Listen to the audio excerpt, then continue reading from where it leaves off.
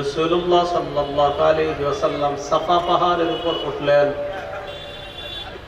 সাফা পর্বতের উপর উঠার পর আল্লাহ নবী আহ্বান করতে লাগলেন, ইয়া বনি ফিহরিন ইয়া বনি আদি লিবতুনি কুরাইশ। হে বনি ফিহর, হে বনি আদি।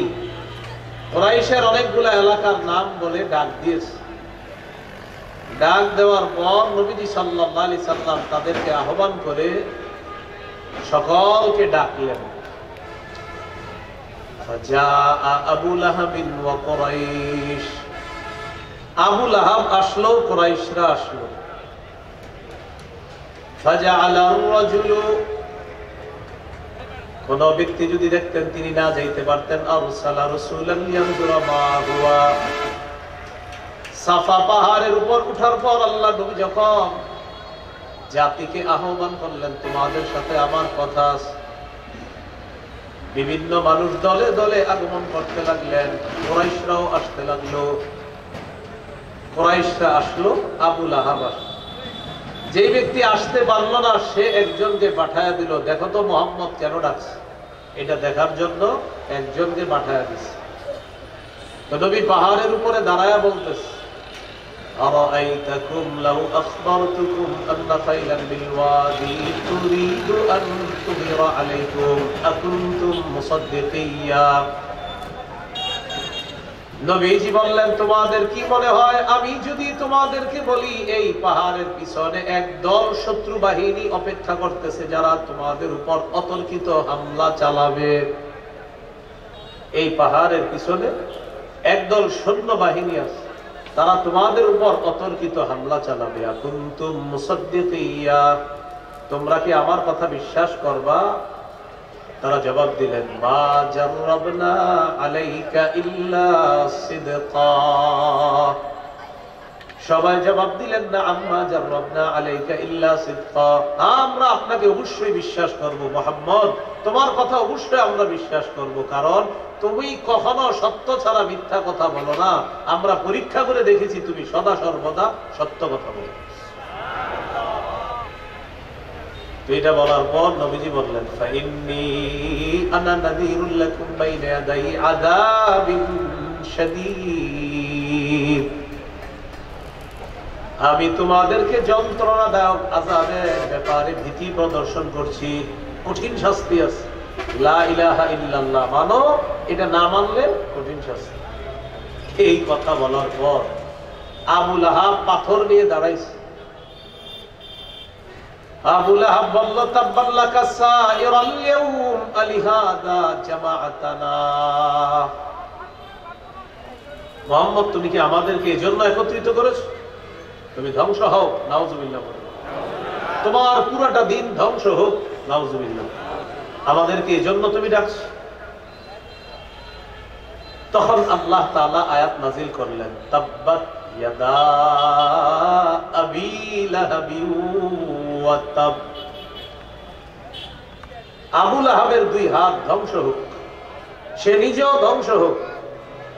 আমার নবীকে বলছে ধ্বংস হবে, আমি আল্লাহ আয়াত নাযিল করে দিলাম আবু লাহাব ধ্বংস হবে, তার দুই হাত ধ্বংস হবে। তখন আল্লাহ এই সূরা লাহাব নাযিল করেছে। নবীজি এইভাবে দাওয়াতের কাজ প্রকাশ্যে শুরু করলেন। তো দাওয়াতের কাজ যখন প্রকাশ্যে করতে লাগলেন, আস্তে আস্তে মানুষ মুসলমান হয়। এই হলো নবীজির দাওয়াত শুরু হয়ে গেল প্রকাশ্যে। আমাদের নবী শেষ নবী, নবীজির পরে আর নবী আল্লাহ তাআলা নতুন করে কাউকে বানাবেন না। সহিহ বুখারীর বর্ণনা 3535 নম্বর হাদিস, 3535। قال رسول الله صلى الله عليه وسلم إن مثلي ومثل الأنبياء من قبلي كمثل رجل بنى بيتا فأحسنه وأجمله إلا موضع لبنة في زاوية। নবীজি বলেন, আমার দৃষ্টান্ত আর আমার পূর্ববর্তী যারা তাদের দৃষ্টান্ত হলো এমন এক ব্যক্তির মতো, যে ব্যক্তি একটা ঘর বানিয়েছে। তাকান, একটা ঘর, বলেন এটা কি? একটা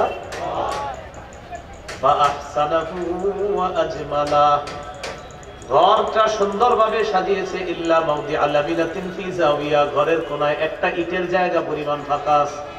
বলেন তো সবাই, ঘর কি সমাপ্ত না অসমাপ্ত? একটা ঘর বানাইছে, সুন্দর করে সাজিয়েছে, ঘরের কোনায় একটা ইটের জায়গা পরিমাণ ফাঁকা আছে, তাহলে ঘর কি সমাপ্ত না অসমাপ্ত? অসমাপ্ত। তো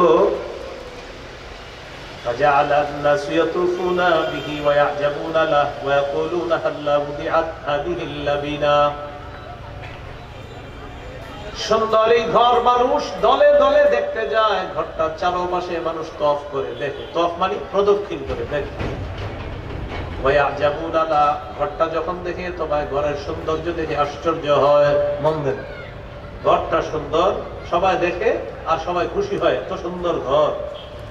সবাই ঘুরতে ঘুরতে একটা জায়গা দেখা বেশি আশ্চর্য হয়। আলেম ছাড়া অন্যরা বলেন তো কোন জায়গাটা দেখা? মাশাআল্লাহ, কোন জায়গাটা? ইটের খালি জায়গা। তো সবাই ঘুরে ঘুরতে ঘুরতে দেখে ঘর সুন্দর, একটা ইটের জায়গা ফাঁকা আছে। তখন সবাই বলে এই ইটের জায়গাটা কেন ফাঁকা, ইট কেন লাগানো হয় নাই?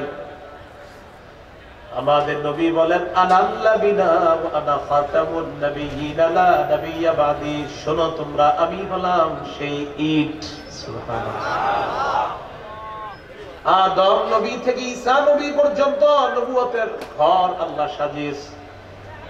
ঘরটাকে নবুয়তের রঙে আল্লাহ রঙিন করেছেন। একটা ইটের জায়গা ফাঁকা, যেই জায়গাটা ফাঁকা এই জায়গা অন্য জায়গা নয়, ওই ইটটা হলাম আমি নবী মুহাম্মদ।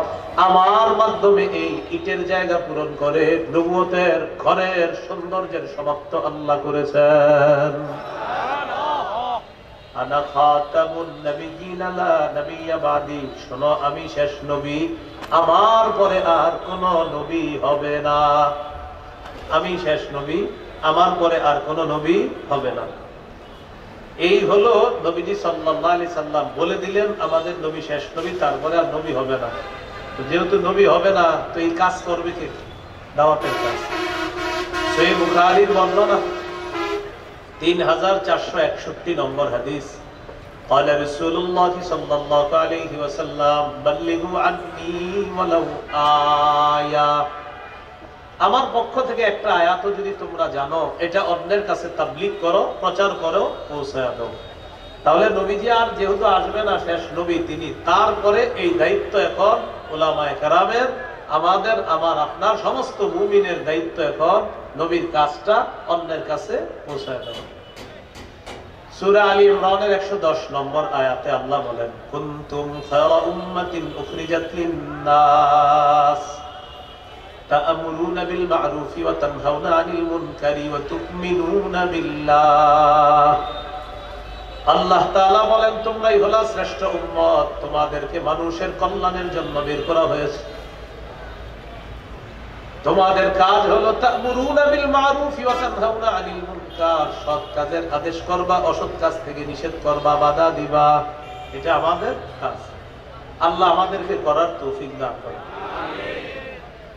উলামায়ে কেরামের পরামর্শে নবীওয়ালা কাজ নবীর ওয়ারিসদের থেকে শিখে, নবীর ওয়ারিসরা যেভাবে বলবে ওইভাবে এই কাজটা যেন আমরা করতে পারি, অন্ধ অনুকরণ যেন ছেড়ে সঠিক অনুসরণ করে এই কাজ সবাই করতে পারি। আল্লাহ তৌফিক দান করেন।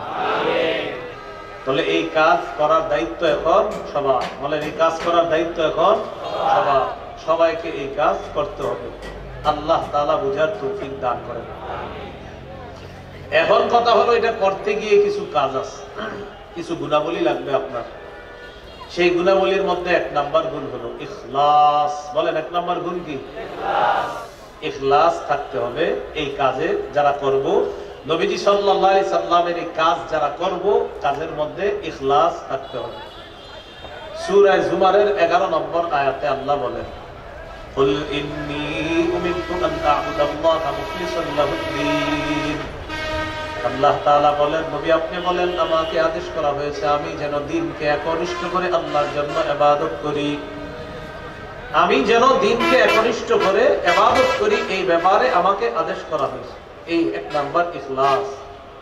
2 নাম্বার আইয়াতাকিদা আন্নাহু ওয়ারিসুন বিদাওয়াতিহি সাল্লাল্লাহু আলাইহি ওয়াসাল্লাম লিনবিয়িনা মুহাম্মাদিন সাল্লাল্লাহু আলাইহি ওয়াসাল্লাম।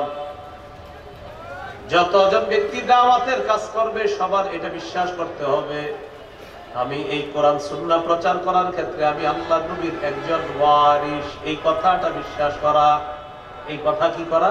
বিশ্বাস করা। আমরা নবীর ওয়ারিস। যারা অনুপস্থিত আছে তাদের কাছে এটা পৌঁছে দেওয়া, এটা আমাদের দায়িত্ব, কর্তব্য। রাসূলুল্লাহ সাল্লাল্লাহু আলাইহি ওয়াসাল্লাম বলেন, ইয়া আইয়ুহান নাস ইন্না রাব্বাকুম ওয়াহিদ। হে লোক সকল, তোমাদের রব একজন। ওয়া আবাকুম ওয়াহিদুন, তোমাদের পিতা একজন। তোমাদের রব একজন, তোমাদের পিতা একজন। আলা লা ফাদ্দালি আরাবিয়্যিন আলা আজমিয়্যিন ওয়ালা লি আজমিয়্যিন আলা আরাবিয়্যিন ওয়ালা লি আহমার আলা আসওয়াদা ওয়ালা লি আসওয়াদা আলা আহমার ইল্লা বিত্তাকওয়া। নবীজি বলেন, আরবের উপর অনারবের কোনো প্রাধান্য নাই, অনারবের উপর আরবের কোনো শ্রেষ্ঠত্ব নাই, কালোর উপর লালের কোনো শ্রেষ্ঠত্ব নাই, লালের উপর কালা মানুষের কোনো শ্রেষ্ঠত্ব নাই। নবীজি বলেন, পার্থক্য হবে ইল্লা বিত্তাকওয়া, তাকওয়ার মাধ্যমে হবে পার্থক্য। কিসের মাধ্যমে? তাকওয়া। তোমরা সবাই কাজ করবা, সাদা হও, কালো হও, লাল হও, যেই রঙের হও, কাজ করবা। তোমাদের মাঝে কোনো শ্রেষ্ঠত্ব নাই, শ্রেষ্ঠত্ব হবে তাকওয়ার ভিত্তিতে।